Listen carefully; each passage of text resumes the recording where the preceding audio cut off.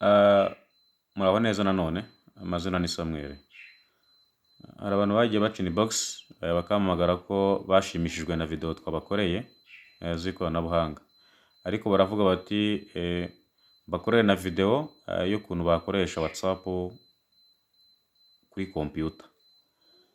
Ubu rero isomo tugiye kubona ni uburyo WhatsApp ya telefone wayimura ikajya muri computer. So ubwo rero step ya mbere turajya kuri Google Chrome cyangwa se browser iyo ariyo yose. Okay. Maze tuyifungure. Nurangiza hano wandikemo WhatsApp web. Reka twandikemo WhatsApp web. Okay.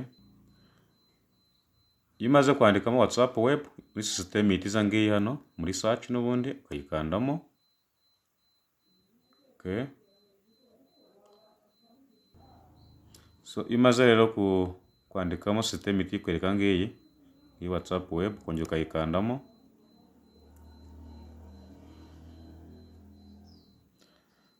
Nkuko mubibona rero ku ruhande rwanjye mfite na telefone ifite WhatsApp. Ndashaka kwimura rero iyi telefone WhatsApp yayo ikajya muri ya computer. So ubu rero nkuko mubibona kuri iyi computer yacu baduhaye code yo gusikana. Iyi code tugiye kuyisikana. So ndafata telefone yanjye nkuko mubibona. Okay.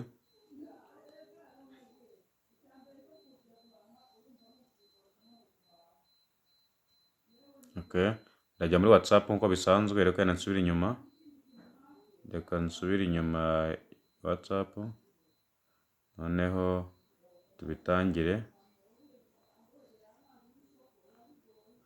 Hanyuma ndajya muri WhatsApp uko bisanzwe.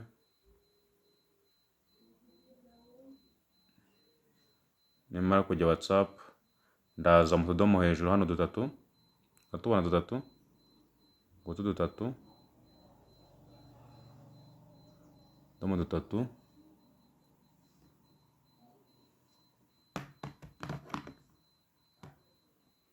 Nyirambika ahangaha kugira ngo binyorohere. Ndakanda mu tudomo dutatu haya nkuko nababwiye, ariko ndajya muri WhatsApp. Utudomo dutatu ngutu. Hanyuma ukande mu ijambo WhatsApp web. Ngiri. Systeme irahita ikubwira gusikana. Okay, kuzurebe ku muntu utangiye urahita ubona baguha ngo gusikane. Nurangiza urafata kano kadirishya ka telefone ugatunge kuri iriya code ya computer. Uragira gutya ushyiremo neza uringanize.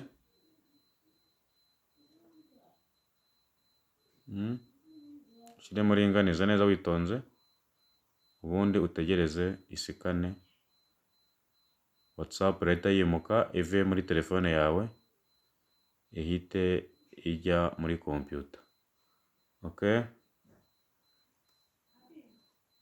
Ugomba kumakinga sure ko computer na telefone byose bifite internet kugira ngo nyine byemere. Reka twongere.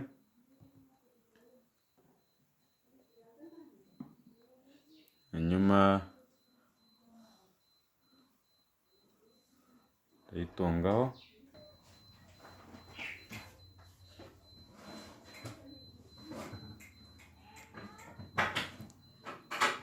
Okay. Urabona ko telefone WhatsApp yayo imaze kwimuka igiye muri computer. Nkuko mubibona computer iri gusikana ne kugira ngo ifate iyi WhatsApp. So ubu byarangiye.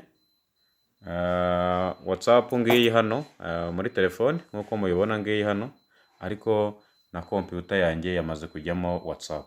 So ubu noneho rero umuntu yatangira akajya muri WhatsApp anyuze kuri iyi computer akandikira abantu. Urabona hano kwandikira abantu. Ahangaha ujyamo ugiye kubohereza attachment. Kwatacinga video, kwatacinga audio cyangwa se document, n'ubundi ukajyamo ugahitamo niba ari contact ushaka kumwoherereza, niba ari document, niba ari ifoto, urayibona niba ari amafoto n'amavideo, niba ari kamera direct ugahita ufotora. Ubu wanditsemo gutya computer yo ubwayo niyo yagira ite, niyo yafata ifoto, hanyuma kugira ngo ubashe kohereza umuntu ifoto y'ibyo uri gufata. Nubona gutya urabona ko kamusikana cyangwa se webcam yafungutse, ubu ngubu noneho yafata ifoto ukoherereza umuntu. So mwakoze cyane rero, ni uko nguko WhatsApp yimuka ikava muri telefone ikajya muri computer, hanyuma ukabasha nyine kuganira n'abantu bawe. Ndabashimiye cyane, mwakoze cyane rero kubw'iri somo. Nihagira ugira ikibazo cyo gukoresha WhatsApp ayimura ayivana kuri telefone ajyana kuri computer, yatubwira. Urabona ko nk'aha ngaha naho wajya kuri sitati z'abantu ugafungura sitati, ukarebera amasitati y'abantu ukoresheje computer n'ubundi. Urabona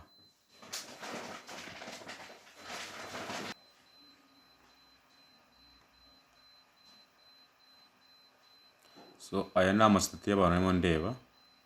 Urabona ko wagenda ukanda next, dore ngiyi next, ukagenda wireba amasitati y'abantu nk'uko nyine ubikora kuri telefone yawe. Ikibazo gihari ubu ngubu ni icya internet idahagije kuri computer, ariko ubundi ibintu aba ari uburyohe.